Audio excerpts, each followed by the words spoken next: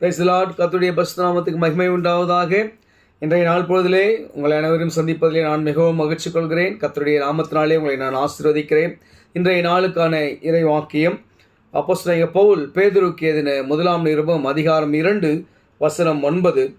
நீங்களோ உங்களை அந்தகாரத்தில் நின்று தம்முடைய ஆச்சரியமான ஒளியில் இடத்திற்கு வரவழைத்தவருடைய புண்ணியங்களை அறிவிக்கும்படிக்கு தெரிந்து கொள்ளப்பட்ட சந்ததியாயும் ராஜரீக ஆசார கூட்டமாயும் பசுத்த ஜனமாயும் அவருக்கு சொந்தமான ஜனமாயும் இருக்கிறீர்கள்.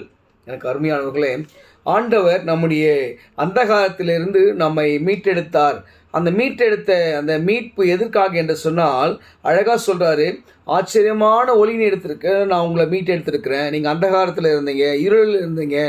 அந்த இருளிலிருந்து என்னுடைய சொந்த ரத்தத்தை கொடுத்து சிலுவையிலே மரித்து உனக்காக எனக்காகவும் ஆண்டவர் மரித்து நமக்காக மரித்த ஆண்டவர் நமக்கு என்ன கொடுத்திருக்கிறாரானா ஒளியை கொடுத்திருக்கிறார். ஆச்சரியமான ஒரு ஒளியை கொடுத்திருக்கிறார்.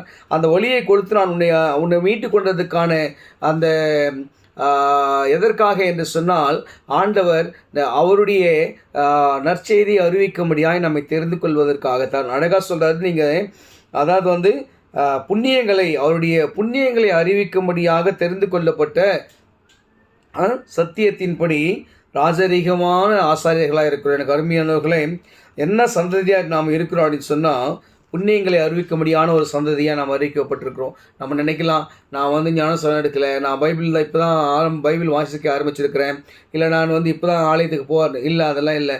நீங்கள் எதுவாக இருந்தாலும், எப்பேற்பட்டவங்களாக இருந்தாலும், அதை எந்த ஒரு மதத்தை சார்ந்திருந்தாலும் சரி, கர்த்தர் என்பது எல்லாருக்கும் பொதுவானவர். உலகத்தை படைத்தவர் அவர், மனிதனை படைத்தவர் அவர். மனிதனுடைய தேவைகளுக்கெல்லாம் அதாவது காலத்தில் நேர்த்தியாய் நமக்கு செய்து கொண்டிருக்கிறவர் அவர்.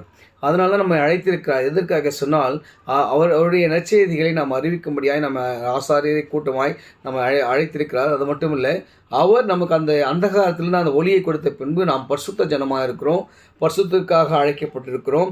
அது மட்டும் இல்லாமல், அது என்னடா அப்படின்னு சொன்னால், நம்ம அவருக்கு சொந்தமான ஜனமாக இருக்கிறோமா. எப்படான்னு சொன்னால், அந்த அந்தகாரத்தை எல்லாம் எடுத்து போட்டு ஒளியின் பிள்ளைகளாக ஆண்டவரை நாம் பற்றி கொள்ளும் போது நாம் அந்தகாரத்திலிருந்து விடுதலை பெற்று ஆண்டவருடைய நற்செய்தியை அறிவிக்கும்படியான ஆசாரிய கூட்டமாக தெரிந்து கொள்ளப்பட்டு, இல்லையா, அந்த தெரிந்து கொள்ளப்பட்ட ஆசாரிய கூட்டங்கள் பரிசுத்த ஜனமாக ஆக்கப்பட்டு, அந்த பரிசுத்த ஜனங்கள் எல்லாம் ஆண்டவரின் சொந்த ஜனமாக ஆண்டவர் அழைத்திருக்கிறார். எனக்கு அருமையானவர்களை விசுவாசிங்க, கர்த்தர் நம்மை அவருக்கு சொந்தமான ஜனமாக அழைத்திருக்கிறார். அந்தகாரத்தின் ஆவியை விட்டு கர்த்தரை நோக்கி ஒளியின் பிள்ளைகளாக ஒளியினத்தில் வாருங்கள். கர்த்தர் உங்களை ஆசீர்வதித்து பிறகு செய்வாராக.